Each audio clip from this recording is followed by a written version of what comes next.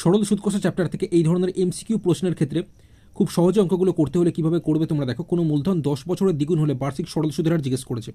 মনে রাখবে সরল সুদের অঙ্কের ক্ষেত্রে এরকম দ্বিগুণ, 3 গুণ, 4 গুণ এরকম যদি কোনো কোশ্চেনে থাকে সেক্ষেত্রে প্রথমে তোমরা 100 লিখবে, এরপর গুণ দিয়ে কোশ্চেনে যত গুণ বলবে তার থেকে 1 কম লিখবে। যেমন এখানে দ্বিগুণ বলেছে বলে 2 এর থেকে 1 কম মানে আমি 1 লিখলাম, 3 গুণ বললে 3 এর থেকে 1 কম মানে 2 লিখতাম, 4 গুণ বলে 4 এর থেকে 1 কম মানে 3 লিখতাম। ঠিক আছে, এরপর কোশ্চেন একটাই সংখ্যা থাকবে, যেমন এখানে কত আছে 10 আছে, এই 10কে আমি নিচে বসিয়ে দেবো, মানে যে সংখ্যাটা থাকবে নিচে বসিয়ে দেবো। 10কে নিচে বসালাম, এবার 10 দিয়ে 100কে কাটলে 10 হয়, যেহেতু 10 10 গুণ করলে 100, তাহলে নিচে পুরোপুরি কেটে গেছে, উপরে 10 কে গুণ করলে 10। এবার দেখো অপশানে দেখবে 10% আছে, অপশান বি হয়ে যাবে কারেক্ট অ্যান্সার। এই ধরনের আরেকটা অঙ্ক তোমরা দেখো। কোশ্চেনে বলেছে কোনো মূলধন বার্ষিক 6.1/4% সরল সুদের হারে দ্বিগুণ হবে কত বছরে। তো আমি কি বলেছি, সরল সুদের অঙ্কের ক্ষেত্রে এরকম দ্বিগুণ, 3 গুণ, 4 গুণ এরকম যদি কোনো কোশ্চেনে থাকে সেক্ষেত্রে প্রথমে তোমরা 100 লিখবে, এরপর গুণ চিহ্ন দিয়ে কোশ্চেনে যত গুণ বলবে তার থেকে 1 কম লিখবে। যেমন এখানে দ্বিগুণ বলেছে বলে 2 এর থেকে 1 কম, মানে দ্বিগুণ মানে দ্বি মানে তো 2, 2 গুণ মানে 2 এর থেকে 1 কম, মানে আমি 1 লিখলাম। 3 গুণ বললে 3 এর থেকে 1 কম মানে 2 লিখতাম, 4 গুণ বলে 4 এর থেকে 1 কম মানে 3 লিখতাম।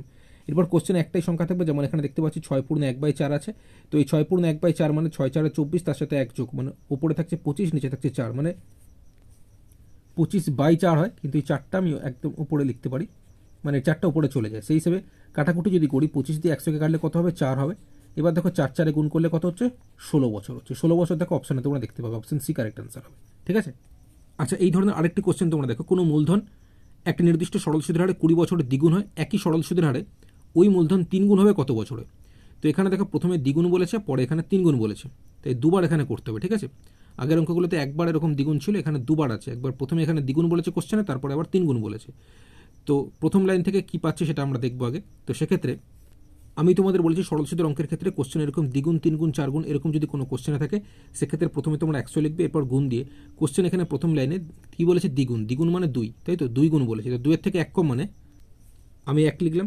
এরপর এখানে কোশ্চেনে দেখে প্রথমে এখানে একটাই সংখ্যা আছে, কত আছে 20 আছে, তো এই 20কে নিচে বসিয়ে দিলাম। 20 দিয়ে যদি 100কে কাটি তাহলে কত হচ্ছে 5, যেহেতু 20 5 গুণ করলে 100, 5 1কে গুণ করলে কত হচ্ছে 5 হচ্ছে, তাই তো। আচ্ছা এরপর কোশ্চেনে দ্বিতীয় লাইনে বলেছে একই সরল সুদের হারে ওই মূলধন 3 গুণ হবে কত বছরে। তো আমি কি বলেছি, সরল সুদের অঙ্কের ক্ষেত্রে দ্বিগুণ, 3 গুণ, 4 গুণ এরকম যদি কোনো কোশ্চেনে থাকে সেক্ষেত্রে প্রথমে তোমরা 100 লিখবে, গুণ দিয়ে কোশ্চেনে যত গুণ বলবে তার থেকে 1 কম, এখানে 3 গুণ বলেছে মানে 3 এর থেকে 1 কম মানে 2 লিখলাম। এরপর দেখো দ্বিতীয় লাইন, এখানে কোনো সংখ্যা নেই, তো এই সংখ্যা আমরা কোত্থেকে পাবো, এই যে প্রথম লাইন থেকে যে সংখ্যাটা 5 পেলাম, এই 5কে নিচে বসিয়ে দেবো। ঠিক আছে, কাটাকুটি করো, এবার 5 দিয়ে 100কে কাটো, কত হচ্ছে 20, 20 দুগুণে গুণ করে দাও 40, 40 বছর, অপশন সি হয়ে যাবে কারেক্ট অ্যান্সার। ঠিক আছে, এই ধরনের আরেকটা অঙ্ক তোমরা দেখো।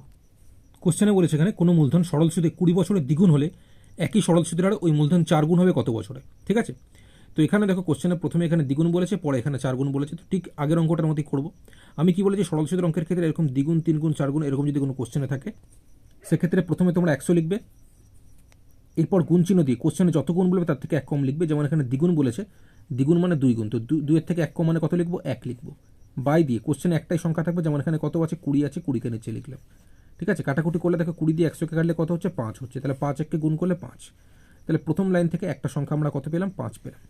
এটা আমার কাজে লাগবে, এই যে বলেছে একই সরল সুদের হারে ওই মূলধন 4 গুণ হবে কত বছর, এখানে কাজে লাগবে। তো যেহেতু আবার এখানে 4 গুণ বলেছে, তাই সেক্ষেত্রে আমি কি বলেছি, ফর্মুলা অনুযায়ী প্রথমে 100 লিখবো, যত গুণ বলবে তার থেকে 1 কম, 4 গুণ বলেছে 4 থেকে 1 কম মানে 3 লিখবো।